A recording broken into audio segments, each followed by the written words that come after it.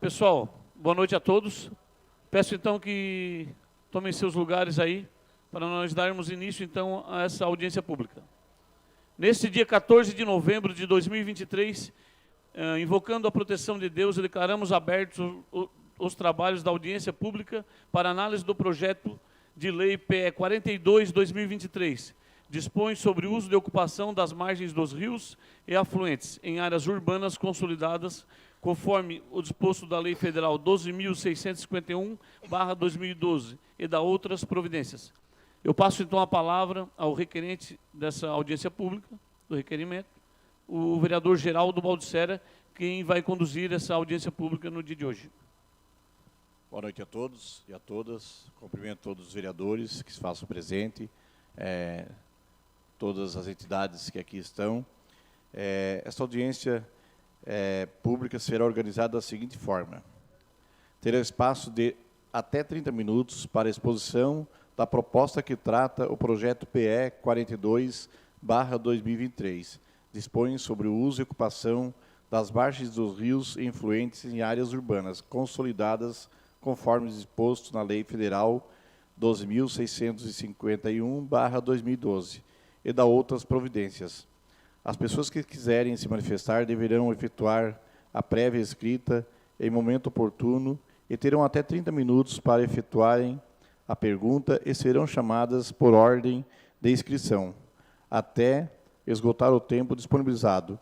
O tempo disponibilizado será de até 30 minutos. Então, tem o rapaz ali na porta, né, com a plancheta, as pessoas que queiram se manifestar já podem ir dando seu nome ali. Os vereadores que quiserem se manifestar terão espaço de 3 minutos cada um. Considerações finais, encaminhamentos. Nessa primeira parte, com espaço de até 30 minutos, chamamos para fazer a exposição do assunto Regina Freitas Fernandes, representante da SATIC, Cristiane Camilo D'Agostin, da Autoé, e William Santana. Depois temos o planejamento, a Bruna, a Magali e a Dani, e depois também temos a Fundai, o Ricardo, o Múcio e a Jéssica. Nesse primeiro espaço, então, é o pessoal da SATIC.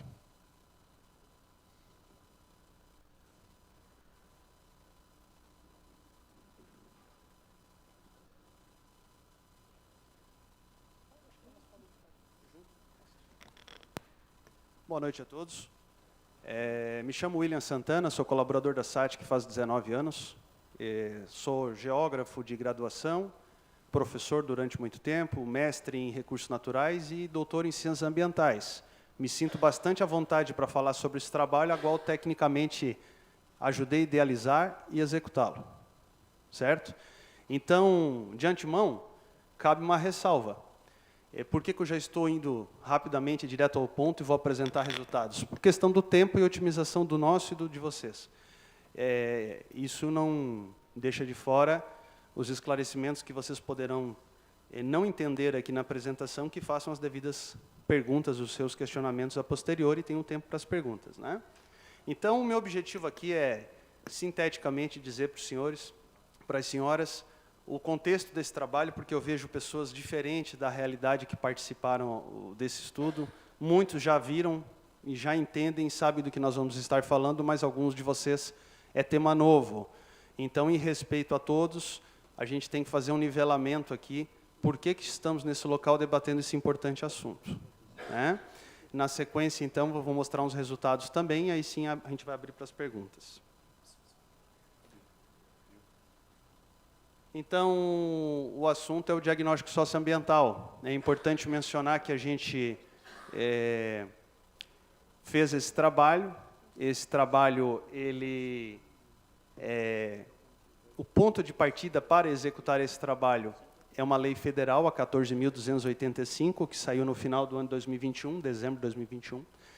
Essa lei federal, ela alterou o Código Florestal e ela, digamos assim, autoriza o município a construir, vou falar numa linguagem popular, autoriza o município a ter uma lei municipal para gerir as suas áreas de preservação permanente, para determinar e fazer a gestão dessas áreas de preservação permanente.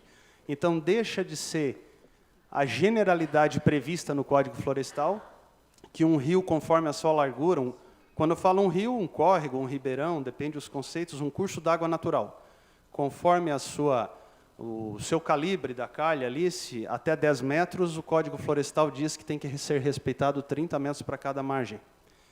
Acima disso, vai subindo em progressão 50 metros, 100 metros. O caso de Sara é o mais simples, são rios menores, 30 metros para cada margem. Código Florestal. Isso vale para todo mundo e continua valendo para as áreas rurais, ou mesmo aquelas inseridas no perímetro urbano, mas que ainda não estão parceladas e predominantemente edificadas, ou seja, mantém aquele aspecto de eucalipto, de gado, de potreiro, ou seja, grandes glebas no perímetro urbano que ainda não estejam edificadas, parceladas, elas são consideradas não são consideradas áreas consolidadas, né? Então, o que essa lei 14.285 fala? Diz que o município pode ter uma regra do jogo local, perfeito? Essa regra do jogo local, que é uma lei municipal para alterar e fazer a gestão dessas novas faixas de rio, ela não pode ser feita de maneira subjetiva ou da ideia de alguém. Não pode dizer, então agora o município vai fazer uma lei, aprovado nessa casa, que vai baixar a faixa de APP no município tudo para 10 metros, ou para 15, ou para 25, eu estou dando um exemplo. Tem que ser feito um diagnóstico socioambiental, que é um estudo multidisciplinar, em que pessoas que entendem de beira de rio, da relevância ecológica que representa uma mata ciliar, portanto, biólogos, engenheiros para ver a questão de erosão, de inundação, né? Dentre outras temáticas importantes, essas pessoas têm que fazer esse estudo, e é esse estudo técnico que vai dar instrumentos necessários para o legislativo ver que existem locais do município que pode ter a faixa do rio flexibilizado o uso e locais que não pode. Tá? Então, a gente da SAT que executou esse estudo para ele amparar tecnicamente essa lei municipal, para ela não ser feita sem critério. Bem, óbvio que esse estudo ele também tem regra do jogo. Então, ele tem que seguir o Conselho Estadual de Meio Ambiente, né, a 196, que ela tem lá o item 2.6 da lista do sumário dela, que você tem que estudar isso, você tem que estudar aquilo, os animais da beira do rio, a qualidade da água, se o solo é erosivo, não é? Para tu poderes dizer se aquele rio, naquele ribeirão, naquele pequeno córrego, você vai poder usar uma margem ou não. Tá? O nosso estudo já está bem avançado, né, pessoal? A gente já passou em Sara, já fez imageamento aéreo com drone, já viemos a campo, já estudamos o município, certo? E a gente já entregou os resultados para o nosso contratante. Quem é o contratante? O executivo, né? E quem é que vai receber o dado e votá-lo? É essa casa, o legislativo, né? E caso seja aprovado, a qual tecnicamente eu digo que a gente tem bons argumentos para justificar todas as informações que tem ali em mapa ou em texto, aí sim o município faz a gestão desses dados, eu vou explicar melhor aqui. Bem, todas essas etapas de formalização, então, para apresentação para o Conselho de Meio Ambiente também já foi feito, o que faltava era esse momento de caráter de audiência, né? É importante mencionar aqui que desde quando a gente iniciou esse trabalho, o Ministério Público do Estado de Santa Catarina, ele está ciente que a gente executa esse trabalho em Sara e vem acompanhando o desenvolvimento desse trabalho através de relatórios mensais. E por que o Ministério Público tem que estar ciente a par disso?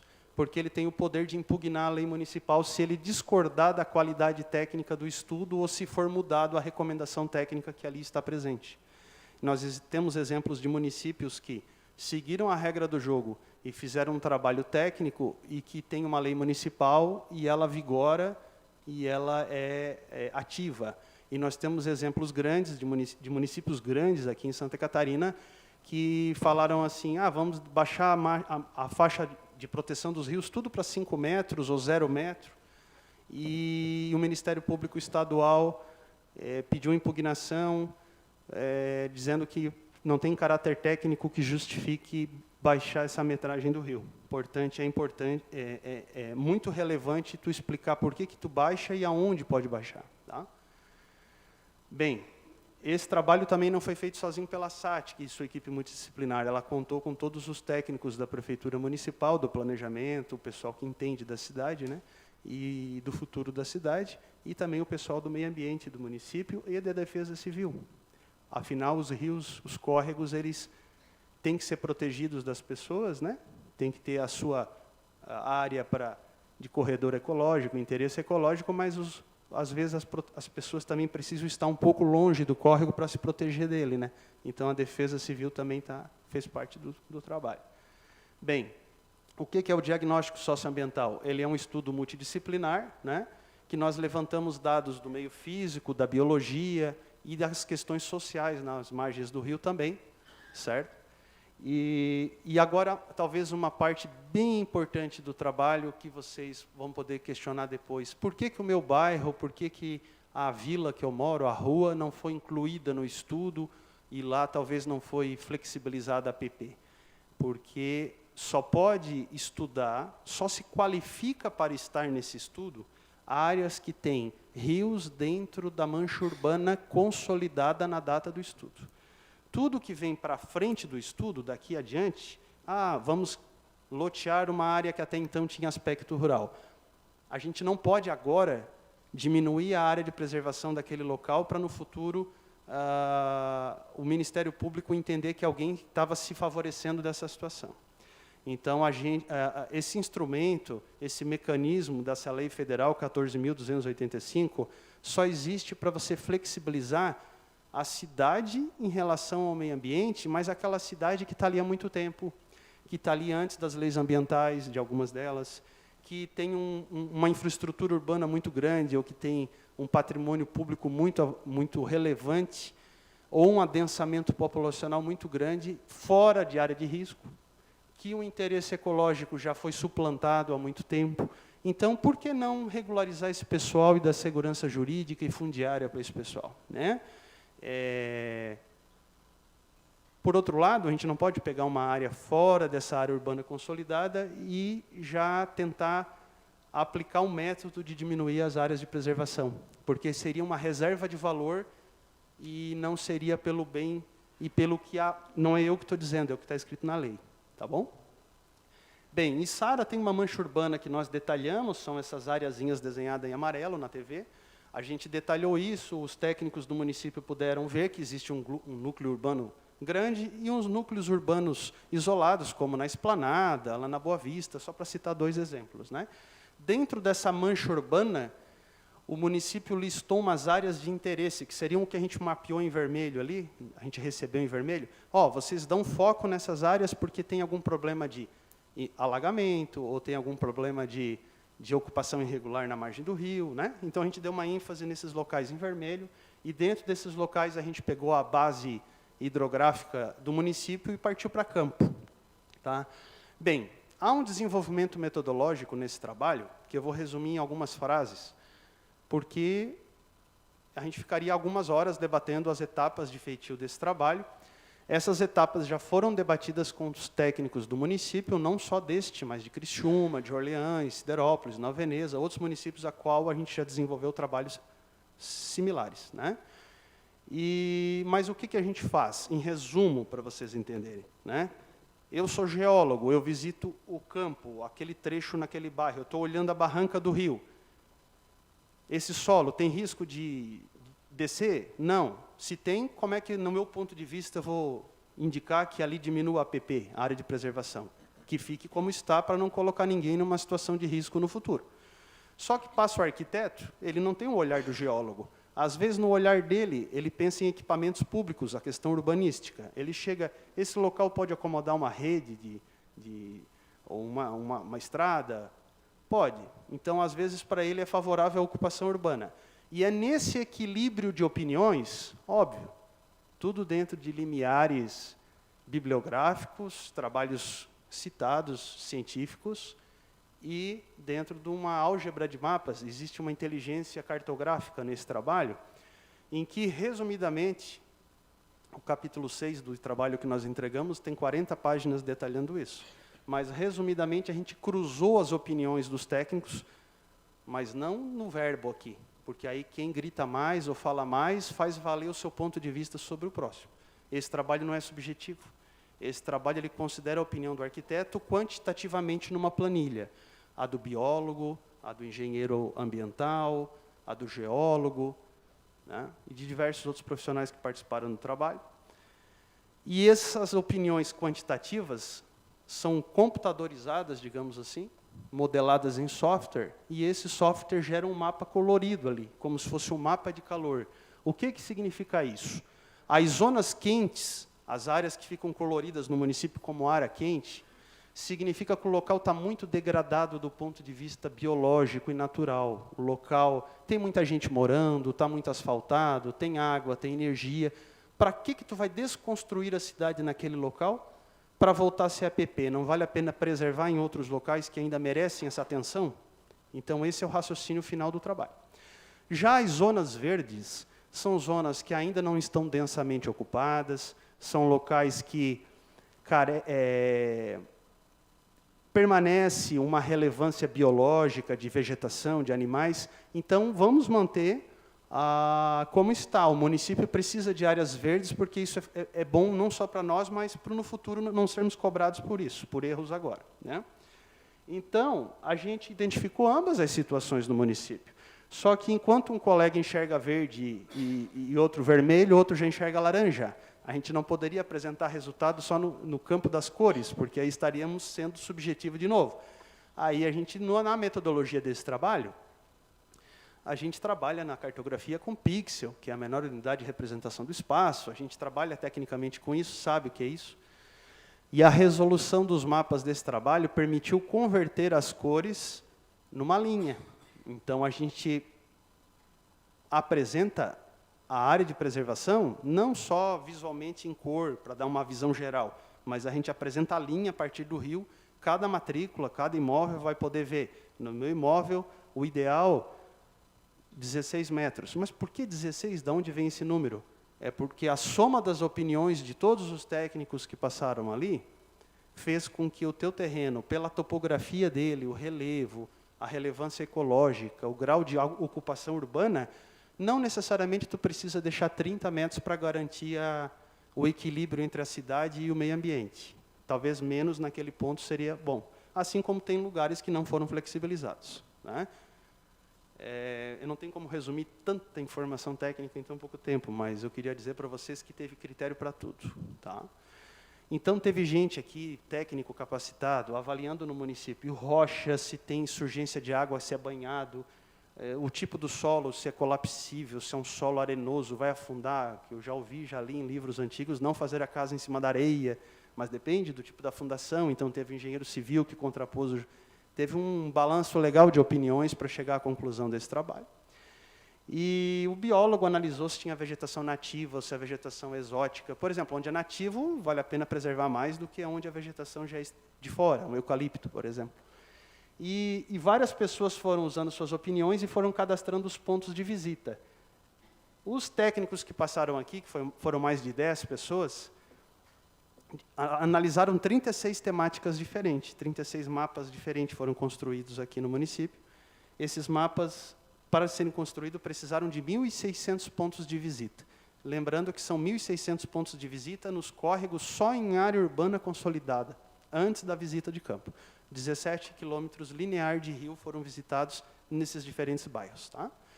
Aqui é um exemplo, pouca gente está vendo porque a TV é pequena, eu vou pular para o próximo, a gente dá um zoom. É o rio, que está em azul, né?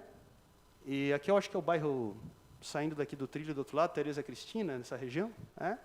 E eu vou dar outro zoom, mas tem gente que não está vendo ainda, eu vou dar um outro zoom. Então, a gente fez um imageamento dos rios, que está lá em azul, na imagem de baixo, né? E a gente vai dando zoom nas casas, que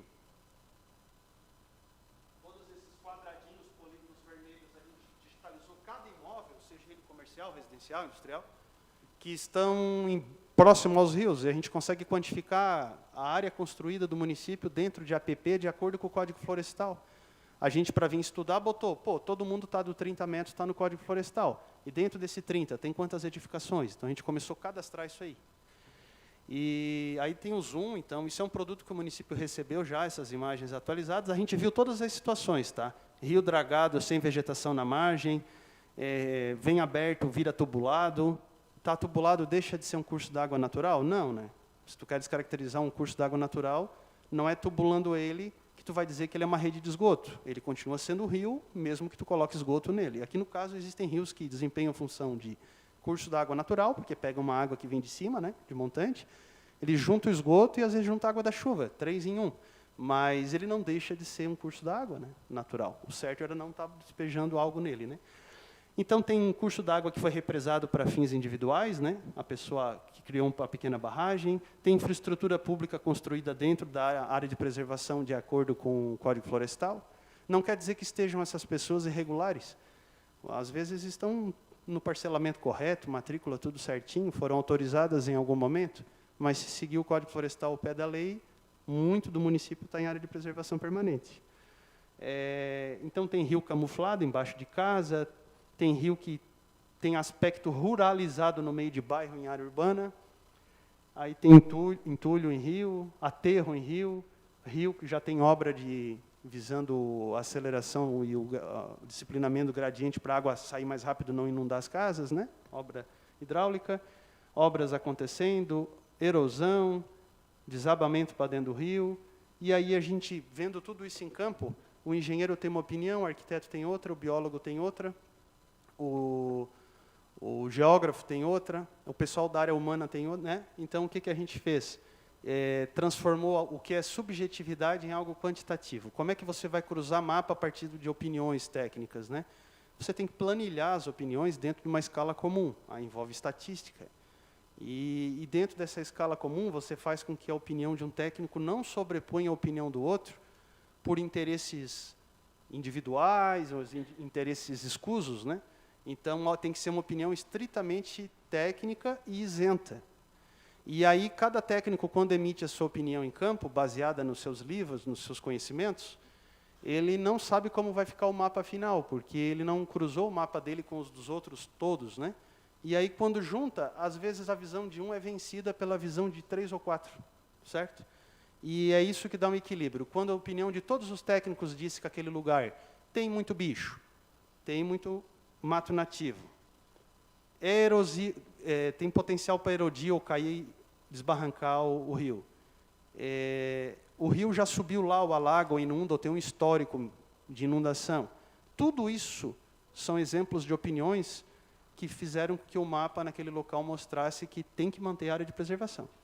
Como é que tu vai flexibilizar alguém usar um local que tem mato, tem bicho, é declivoso e tem processo de inundação, né? Se tu chega lá no campo, o engenheiro viu, mas aqui tem um patrimônio enorme construído, um prédio público. O arquiteto já disse que ali faz parte do traçado urbano, se tu querer que volte a ser área de preservação, vai trancar o acesso do bairro, com questão viária, né? Inviabiliza a questão viária. O biólogo diz, não tem mais bicho, não tem mais vegetação aqui relevante, para que vão manter isso como preservação? Né? Tem muita gente morando aqui, vamos trazer esse transtorno para o contribuinte, né? Esse pessoal está em área de risco? Não está. Vale a pena, então, desmaterializar, desconstruir a cidade e voltar a ser uma área de preservação? Não vale. Então, por isso que o modelo... Mas aí a gente ficava na dúvida, tá, então vamos baixar para 15, para 10, para 5? Não precisa ficar na dúvida. A partir do momento que tu cruza as planilhas do técnico, o modelo cartográfico, o computador já diz qual é a metragem que tem que ficar naquele terreno. Tá? Então, em resumo, o trabalho é assim, ele dá um mapa colorido, só que depois a gente transforma esse mapa colorido nas linhas ali. Ó. Onde era mais verde, a linha tende a ficar mais larga em relação ao rio. O amarelo naquele detalhe lá é a área de preservação permanente que a gente sugeriu. Onde ela está bem larga em relação ao rio, que é a linha azul, significa que ela vai ficar perto do 30 metros, ou perto do Código Florestal. É a regra do jogo que estava valendo, ou está ainda o Código Florestal aqui, né? E aonde ficou aquele pontilhado rosa, magenta, que vocês estão vendo, é que ali o rio já está tubulado ou canalizado, já está extremamente descaracterizado a questão, não existe mais vegetação da mata ciliar, ele não tem mais uma função ecológica naquele momento, naquele local, até porque traria uma relação que você beneficiaria isso aqui do meio ambiente, voltando a ser APP naquele local, e traria isso aqui de transtorno para a cidade e para as pessoas que lá moram, tomando essa atitude. Então, nesse equilíbrio de tentar compatibilizar o quadro urbano atual da cidade com as áreas que ainda são relevantes para manter como preservação, surgem esses mapas assim. As linhas, elas são flexíveis. Por que elas são flexíveis e de um lado do rio vai ficar 18 metros e do outro vai ficar 14? Porque um lado do rio é mais alto que o outro. Porque um lado do rio ainda tem mata nativa e o outro nunca teve, há muito tempo. Porque um lado do rio não oferece risco para as pessoas e o outro lado já ofereceu em algum momento no município. Como é que a gente vai definir uma metragem igual para o município todo? Não dá, não dá. Tem bairro aqui que é central, tem bairro aqui que é muito verde. Não tem como ser permissivo de baixar a PP onde é muito relevante do ponto de vista biológico. Ah, mas tu está falando isso por algum viés? Nem viés, nem ideologia. Cruzamento de opinião técnica. E parte dessa observação também foi parte do processo, o pessoal da Fundai, o pessoal do planejamento, do cadastro aí do município também foi parte do processo e acompanhou o estudo. O rosa são faixas sanitárias não edificantes, ou seja, ali não vai valer mais a questão, se aprovada a lei municipal, não é mais a área de preservação permanente. Porque a área de preservação permanente te dá tem uma única função, preservação permanente. Tu não pode morar nela, não pode ocupar, tu tem que, se não está vegetada, tem que revegetar. A função dela é ambiental. Já uma faixa sanitária não edificante, tu pode continuar residindo ali, tu pode fazer um estacionamento, tu pode deixar o campo de futebol, só que o dia que a prefeitura precisar entrar lá para desentupir um canal ou um tubo, tu tem que conceder a servidão, tu tem que conceder a entrada, o acesso. Seja, como diz os colegas, uma máquina maior, onde a bitola do tubo for maior, uma duela, uma coisa grande, ou um carrinho de mão com uma pessoa para arrumar um tubo de meio metro. Mas precisa conceder o acesso. O contribuinte tem que entender que ele está morando em cima de um rio que foi canalizado em algum momento. Às vezes ele nem sabe. Tá? Agora as perguntas vão vir, né? Quando eu encerrar aqui. Vocês fizeram um estudo, 80% a 90% da cidade saiu da área de preservação permanente, até porque não vale a pena deixar a cidade como preservação permanente, porque senão você não resolve nem a questão da área de preservação permanente, nem a questão de quem está morando lá. Mesmo assim, existem casas irregulares, acessos clandestinos, e vai ter um pessoal que está morando num local que não era para estar morando. Aí nós vamos falar juridicamente o que vai ser feito com essas pessoas, o que pode ser feito com essas pessoas. E também essa questão da faixa de servidão pode gerar dúvidas de como isso vai para a lei, como vai ser essa questão do acesso, dentre outras questões, né? Eu acho que, para não exceder o tempo de 20 a 30 minutos, já falei bastante, é isso, e a gente vai abrir para os questionamentos, né? Obrigado. Eu gostaria de citar aqui, então, a presença da presidente da Fundai, a Jéssica Calegari, secretário de Planejamento, Israel Rabelo, o Vitor, da Defesa Civil, presidente do IMA, Ibanez Zanetti, e o secretário da Agricultura também, Gelson Poçamaio.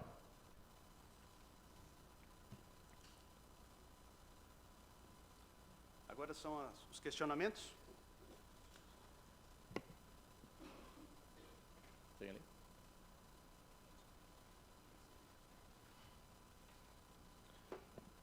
Tem um inscrito aqui. Certo.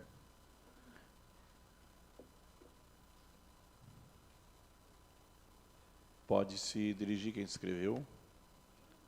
Isso. Eu lhe escuto bem. Se você quiser perguntar aqui, eu lhe respondo aqui.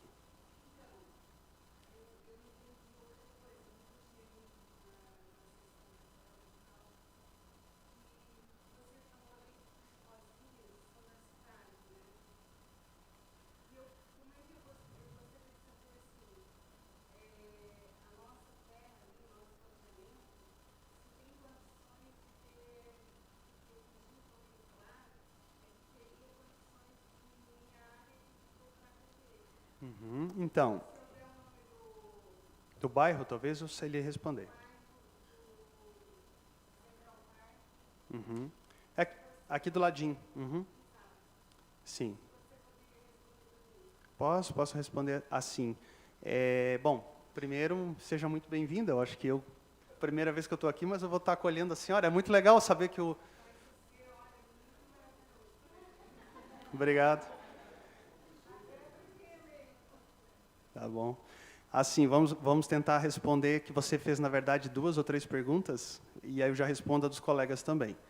O rosinha ali, se você pegar depois o mapa geral, que a gente pode abrir ele e correr vários bairros, é sempre que o rio já foi canalizado, né? Tá dentro, ele está tubulado, disciplinado já, ele não está mais natural, e ele geralmente está enterrado, né, embaixo da casa, do terreno de alguém. Nesses locais, não vale a pena, na maioria desses locais, não vale a pena tirar o tubo e voltar o rio correr na questão da sua terra natural, porque você estaria trazendo um transtorno para inúmeros residentes, casas, estradas, poste, rede de água, de gás, de tudo.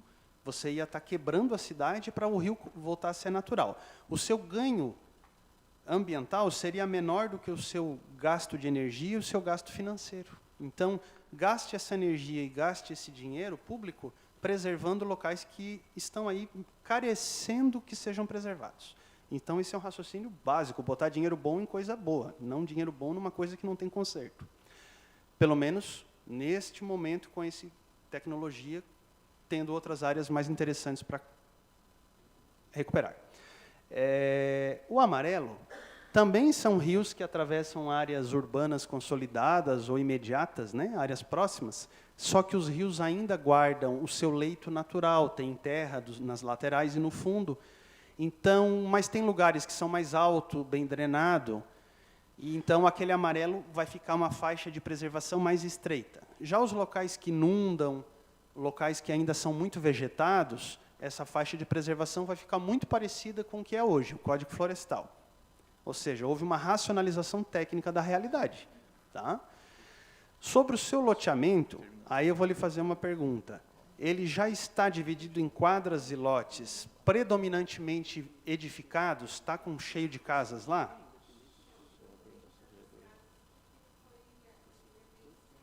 Mas ele tem mais que 1 ano? Então, a gente pode depois ver o mapa, mas eu tenho que ir lá no mouse. Eu tenho que ir lá no mouse e ver, mas eu não sei se oralmente tu sabe, Ricardo, qual é o loteamento dela, que eu teria que ir lá, clicar no mouse e tentar navegar. Tira a dúvida com ela, para a gente localizar no mapa depois. Essa é a principal dúvida, pessoal. Pessoas que estão investindo nos terrenos, a cidade não cresce isolada, ela vai expandindo igual um organismo vivo, né? E é bem comum que o loteamento surja já do ladinho da cidade que foi estudada. Isso não é um instrumento fechado, quer dizer que daqui 3 ou 5 anos, a gente recomenda que o município junte os pedidos e faça uma atualização do estudo, porque a cidade vai crescer. Então, não vai ficar engessado o resto da vida a situação que foi mapeada, tirando o direito de a se inserir no estudo ou a se defender, digamos assim. Então, vocês têm que entender que ele é um instrumento dinâmico que ele pode ser aperfeiçoado no futuro. Tá? Agora, sobre o Ricardo está tentando localizar o terreno dela para a gente ver em mapa. A gente mostra aqui para mim que eu vou lá tentar botar em tela ali. Pois não. Uhum. Ele entrou? Ele entrou?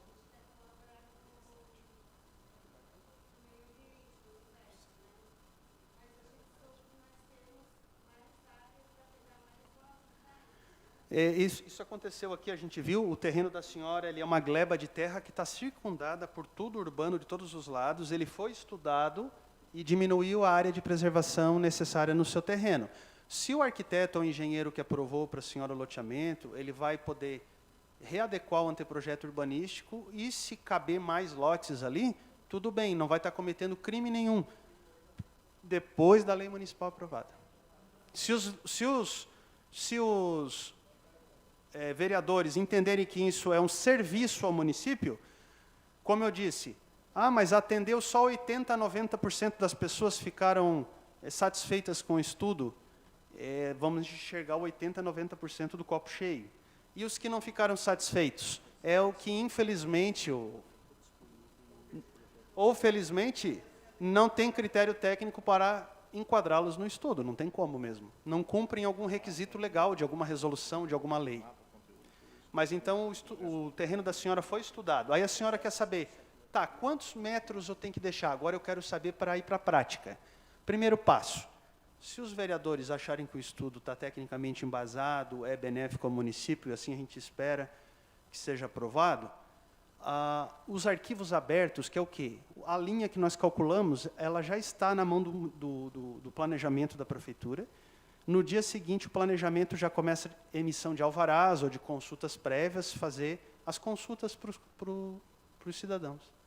Aí já começa a valer a lei municipal, mas tem que ter a lei municipal. É o que nós estamos discutindo agora.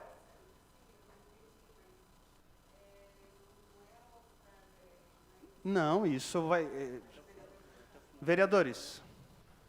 Fica pronto até o final do ano? Até o final do ano? Sim. Ok.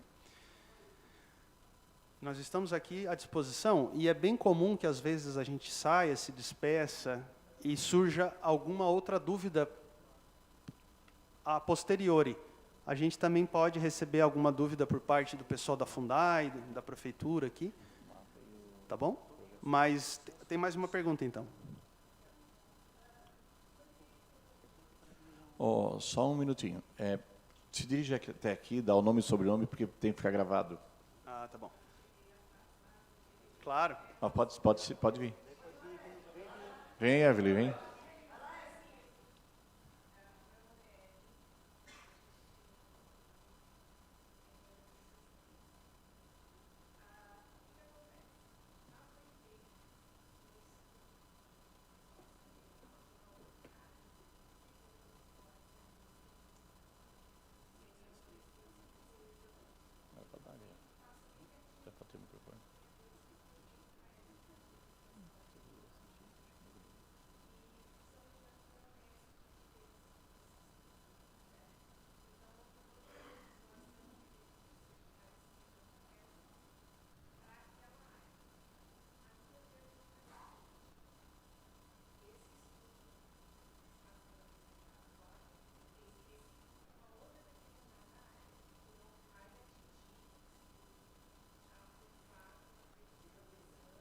Entendo. Tem uma área do centro que foi propositalmente deixada de fora do estudo, uma área que já é canalizada há muito tempo, uma área que já tem lei específica e segue outro regimento, outro regramento. Essa área não vai conflitar o que está sendo discutido aqui, porque o que está sendo discutido aqui é todo o restante do município, à exceção desta área que já está regular.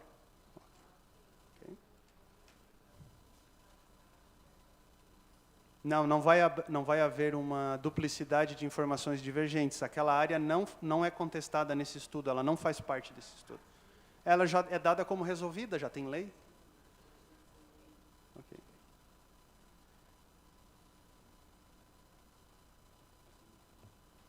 Mais alguma pergunta?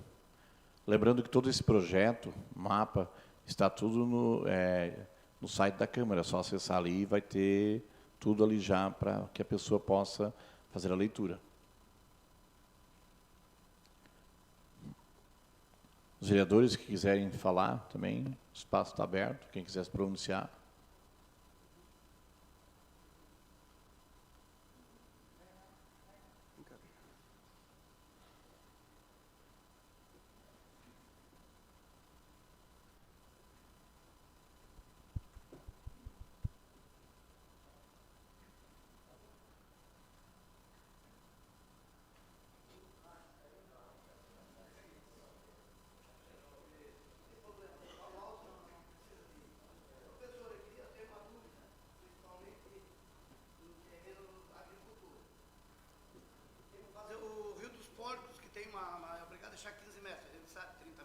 Certo. Quando tem um afluente, um valo, e aí abrir um loteamento, é obrigado a deixar pelo menos 15 metros.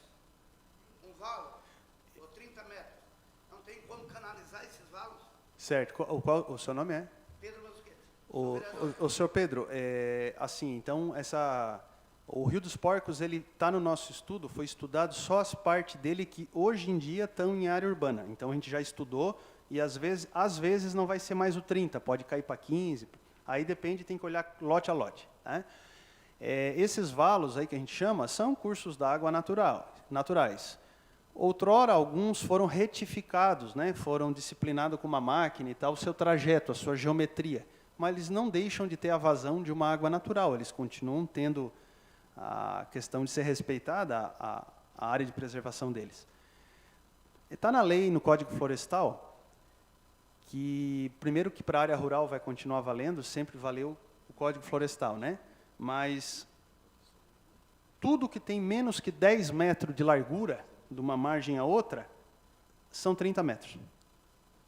Então, pode ser um fio d'água de 30 centímetros. Ou o Rio dos Porcos, que naquele terreno de uma pessoa tem 8 metros, de um lado ao outro. Ambos têm que ser 30 metros para cada lado.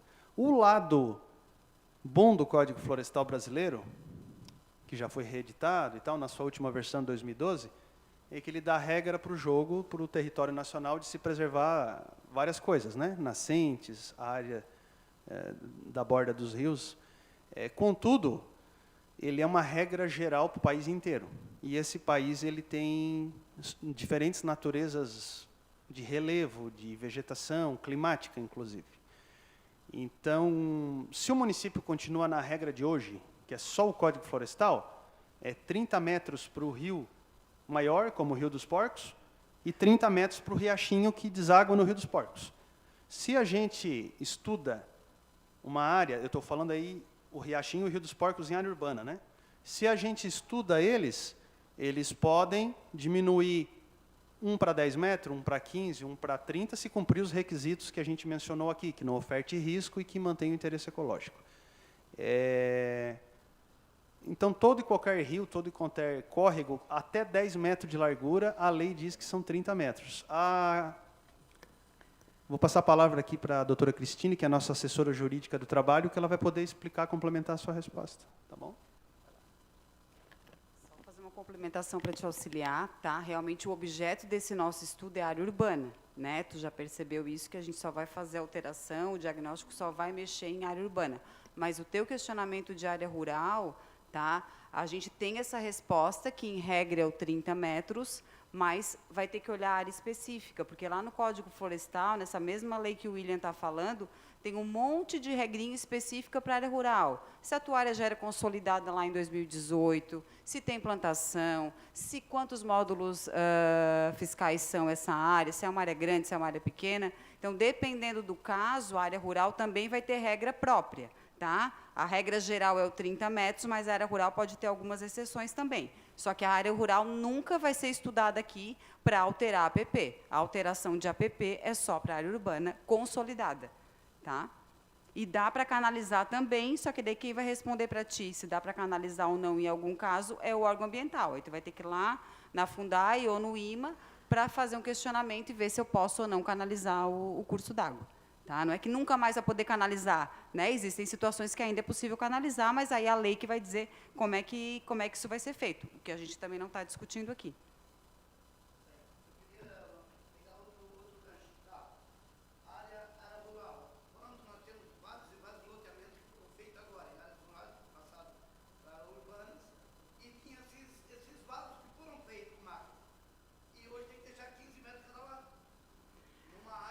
Então, provavelmente, se é uma área rural, tá, que já foi loteada há algum tempo e ela virou urbana, né, e ela já está dividida em quadras e lotes, e ela entrou nesse estudo, essa margem de 15 metros, depois da alteração da lei aqui pela Câmara, vai mudar. Tá? Então, se ela foi um dia rural, ela passou a ser urbana, foi loteada, tá, como a da dona Nair, que foi loteada, provavelmente com 30 ou com 15, a gente não sabe a situação, acabou sendo estudado, agora entrou no estudo e teve uma redução, pequena ou grande, a gente não sabe, né? Depois vai lá ver o caso da dona Nair, mas também reduziu. Então, pode ser, a gente não sabe de qual situação exatamente está falando, mas pode ser que tenha sido reduzido se entrou aqui no estudo, mesmo que um dia ela foi rural. Então, vários loteamentos, né, aconteceu isso.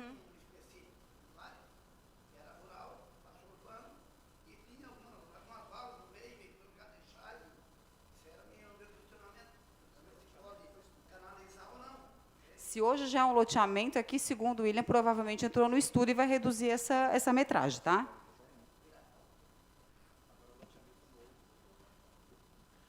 Tem mais uma pergunta aí, Joia?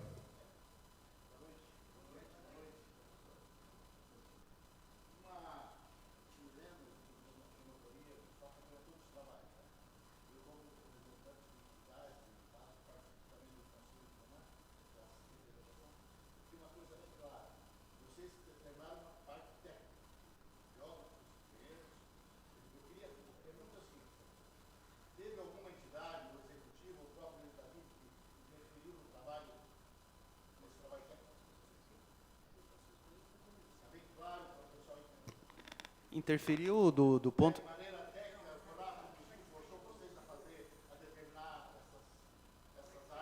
Assim, ó, houve contribuições técnicas da Fundai, houve contribuições técnicas do planejamento, cadastro. Nós temos profissionais aqui, o Ricardo, o Múcio, a Juliana, que não está aqui. Eu sempre esqueço o nome da Bruna. O Thiago também, né? Felipe. Foi formado um grupo de técnicos aqui do município, junto com os grupos de técnicos da SATIC, e eles, como conhecedores da realidade local, ajudaram a construir o cruzamento dos mapas. A contribuição foi benéfica. Agora, em nenhum momento houve interferência política ou alguma coisa nesse sentido.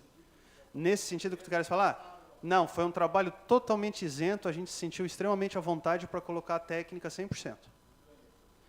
A Regina, eu acho que é importante... Não?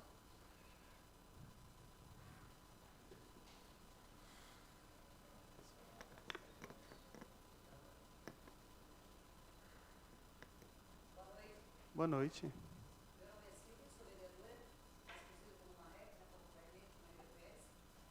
A gente vem acompanhando desde o começo o estudo todo da SATIC, que já foi apresentado várias vezes para nós, né, Jair? A gente tem conversado bastante, alguns empresários também procuraram. Agradeço, em nome da Câmara de Vereadores, o empenho de vocês, tá? Empenho todo da Fundai, empenho todo de todo o pessoal da administração municipal. Não teve nem pela pergunta do Joy, algum tipo de influência política, tá? Foi feito tudo baseado no conhecimento dos profissionais que poderiam alinhar esse projeto junto com o estudo de impacto da SATIC. Então, em nome da Câmara de Vereadores, agradeço o trabalho e o empenho de vocês e acho que o estudo de vocês, a gente já está estudando isso, que é que isso seja viável e passe o mais rápido possível aqui nessa casa, para a gente junto fazer o plano de diretor de obras, né, e tudo do município. Agradeço, era isso que eu tinha de falar, né? E se, dentro dos complementos, várias mudanças ainda pode acontecer, Joy. É tudo como ele falou, é tudo como o Ibanês, representando o IMA, o pessoal, os engenheiros e a SATIC, tudo pode ser analisado, tudo pode vir para essa casa, tudo é formalizado uma lei. Daí vai ser passado por estudo novamente. Obrigada. Era isso. Em adição, ó, a gente agradece a colocação. Em adição, a gente passava nos terrenos aqui, nos bairros, a gente não tinha conhecimento nenhum de quem é proprietário do quê, ninguém orientou nada, de tipo, olha com carinho tal local, tal. A gente fez um estudo isento.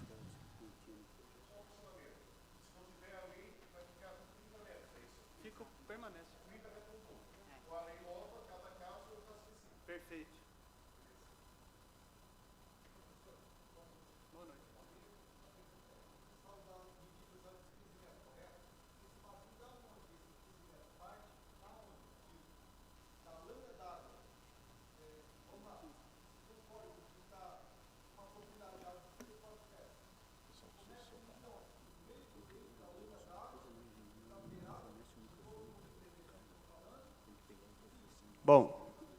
Bom, tranquilo. Essa questão é o seguinte,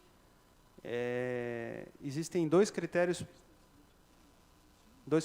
técnicos para delimitação de área de preservação permanente. Um é mais de cunho geomorfológico, e existe uma discussão entre os profissionais, mas o que vale é o critério hidrológico.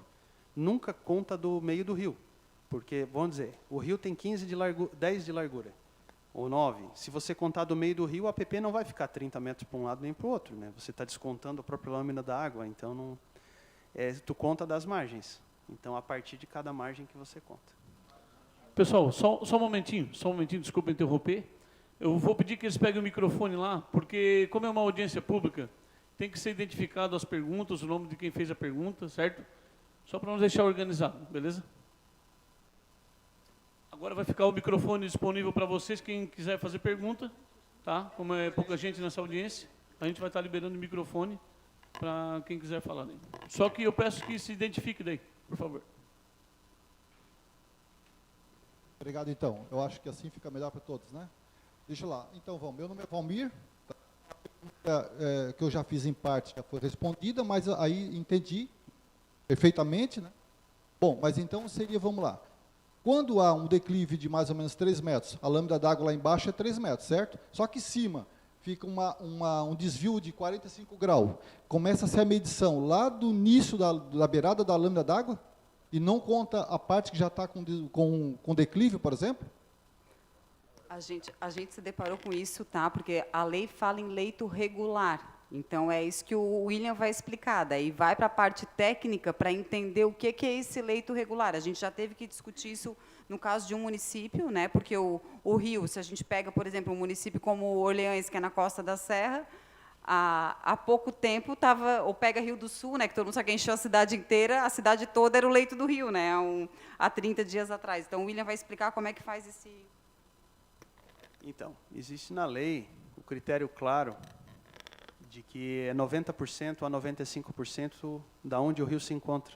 Você tem que tirar os regimes extremos do rio, tipo inundação, senão, como a doutora Cristine falou, tem algumas épocas no ano, ou a cada 5 anos, que o rio ele fica muito mais largo do que é. Então, excetuando-se os períodos extremos, por isso que o nome é leito regular. Aí é um estudo de vazão de lâmina d'água, né? Isso se aplica tecnicamente nos rios de planície, que é o caso de Içara, Araranguá, Maracajá, Morro da Fumaça, Jaguaruna, rios que têm dique marginal, que a geologia dele faz com que o leito regular seja muito parecido com a lâmina d'água. Aí você já está dizendo que tem a ombreira do rio lá em cima, se chama umbral, o nome disso, e lá embaixo a água corre lá. Vamos ao exemplo de Orleans, como a doutora Cristine falou. Quando você passa na ponte chegando em Orleans, a água está correndo só de um lado da calha, ao outro lado da calha é só seixo, pedra no fundo. Se você começar a contar a APP lá da água, você conta, lá no caso 50 metros, o rio é maior, né? Você conta 50 metros e você ainda não saiu de dentro da calha do rio. Você está contando 50 metros lá no seixo ainda. Então, nesses casos, por isso que cada município tem uma natureza, por isso que o Código Florestal ele é bom que tenha, mas ele não é customizado à realidade geográfica de cada local. Aí por isso que lá em Orleans a gente sugeriu que a área de preservação passasse a contar, até por princípio de precaução, não lá na lâmina d'água, mas na barranca em cima onde tem a quebra topográfica. E por que a gente sugeriu isso? Porque é um rio de pé de serra em que a vazão aumento da velocidade da vazão do rio, quando chove muito, compensa a lateralidade. O rio no centro de Orleans, ele não extravasa e inunda o centro. Ele ganha velocidade e come a barranca. Se a gente seguisse somente o critério mínimo possível ao pé da lei, a área de preservação determinada ia ser lá embaixo, só o fundo da calha, e eles iam ocupar a lateral. Mês passado, como é que ficou Orleans? Se tivesse flexibilizado a APP. Ia ter gente, talvez, já começando a ocupação, onde ia ser todo arrastado pela correnteza. Então, assim, o critério mínimo que deve ser seguido é a partir da lâmina da água em 90% do tempo em que ela se encontra. A lâmina da água. Para terrenos planos, que o rio extravasa para o lado. Onde tem calhas largas e rios de pé de serra de alta energia, o ideal é pegar o umbral em cima e não a lâmina d'água. Então, novamente, a necessidade de se estudar o local e conhecer a realidade e, obviamente, sugerir a área de preservação que não coloque em risco as pessoas. É por aí. Até porque tem uma questão adicional, tá? Que onde a área de inundação e área de risco não pode ser alterada a APP, e o estudo também levou isso em consideração. Por coincidência, toda a metodologia que a SATIC fez coincidiu nisso. Onde é risco e é área de inundação, a metragem fica muito próxima dos 30 metros, continua ficando próxima dos 30 metros. Até por uma questão lógica, ninguém quer construir onde a casa vai ser levada, né? Professor, meu nome é Dilson Pazin, boa noite a todos. Acho que ficou bem claro assim, que mesmo em áreas urbanas, as glebas de 2, 3, 5 hectares que não são ainda, não possuem quadras e lotes a serem loteadas, não entram no estudo, vai seguir-se o Código Florestal anterior, né? E futuramente tu falou de revisões desse plano, porque daí a legislação ela fala em quadras e lotes, mas também não especifica lotes, por exemplo, tu tens lugares que têm lotes de 250 metros quadrados, tem lugares que têm lotes de 2.000 metros quadrados. Então, o que vai se seguir de critério para incluir futuramente essa área, que já vai ter uma ocupação diferente do que é hoje, né? Vai ser de uma forma mais ordenada, tal, para futuramente as áreas poderem entrar. Então, futuramente é para obedecer à mesma lei que a gente tem hoje. A gente imagina que, a partir do momento que o município de Sara aprovar uma lei regularizando aí, ou alterando a área de preservação permanente do que aconteceu errado no passado, porque ninguém era para estar ocupando os 30 metros. Tá? Isso aconteceu, mas a gente tem um histórico, né, de uma ocupação, de não conhecer a lei, de tudo que vocês conhecem das cidades ocupadas sem regra. A partir desse momento, a gente imagina que alguém vai construir, tem que ter um alvará de construção e tem que ter uma autorização da Fundação do Meio Ambiente. E a Fundação do Meio Ambiente vai dizer que, a partir de agora, é 30 metros. Então, deveria ser impossível que a gente tenha que rever áreas ocupadas em rios, futuramente, com menos de 30 metros. Né? Tá? Mas a gente sabe que isso vai acontecer e, provavelmente, pode ter que ter uma revisão desse estudo num futuro. Né? Mas a autorização que vai sair hoje para construir vai ser com 30 metros, a não ser que a pessoa construir regularmente. Né?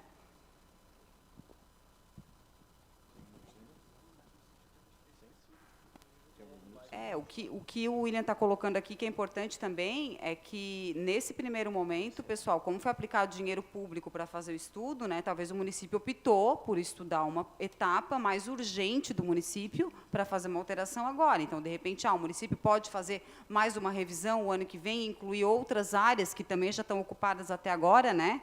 Pode ser, porque não foi estudado todo o município, algumas áreas que já estão consolidadas hoje, que já têm quadras e lotes hoje, podem ser estudadas, talvez, daqui a 1 ano, 2, quando o executivo resolver investir mais algum valor. Ainda tem 5 minutos. Alguém está com alguma dúvida? Ainda resta um tempo para fazer a pergunta.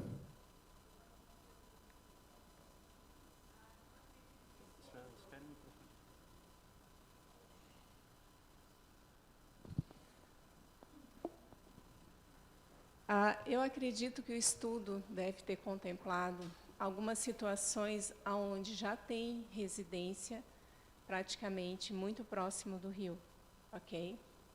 E, de repente, esse rio não está canalizado. A minha pergunta é o seguinte: esse estudo viabiliza alguma forma de compensação para que essa residência fique no lugar? Então, o estudo é técnico, né? O estudo não vai identificar a compensação. A compensação, aí, é uma questão de gestão do município, se ele vai pedir ou não alguma compensação por aquela ocupação anterior.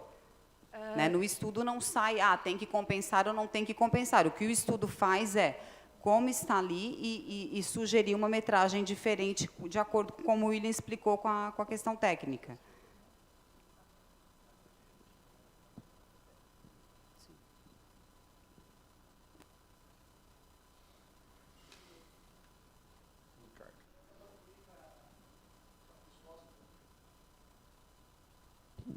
Boa noite, Ricardo, sou biólogo da Fundai, participei também da equipe para elaboração do estudo. No artigo 6º ali da minuta da lei, ele prevê essa questão de edificações que estão parcialmente ou totalmente locadas em APP. Elas vão ter que passar por um critério de avaliação, excluindo essa questão de área de risco, ela poderia ser regularizada. Tá? Até vou ler o artigo 6º, na hipótese de edificações localizadas integral ou parcialmente dentro de APP, definida pelo diagnóstico socioambiental, a regularização da edificação poderá ser pleiteada mediante a aplicação de medidas compensatórias ou mitigatórias, desde que verificada a ausência de situação de risco ou interesse ecológico relevante.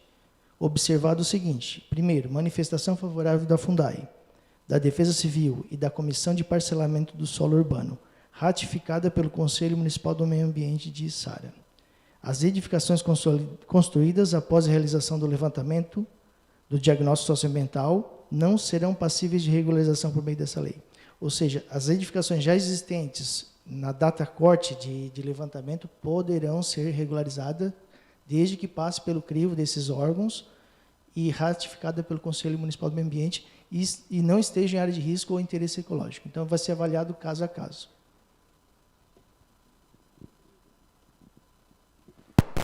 Ricardo, a gente fica feliz que o nosso estudo técnico ele já subsidiou até a redação do projeto de lei e já prevendo a regra do jogo de como vai funcionar e os critérios. Então, a gente deu a referência, né? Está dentro para fora de uma linha, nossa referência é com base em técnica, geológica, biológica e tal. E vocês já estão pensando em como fazer o dia a dia, né? Legal, é isso aí.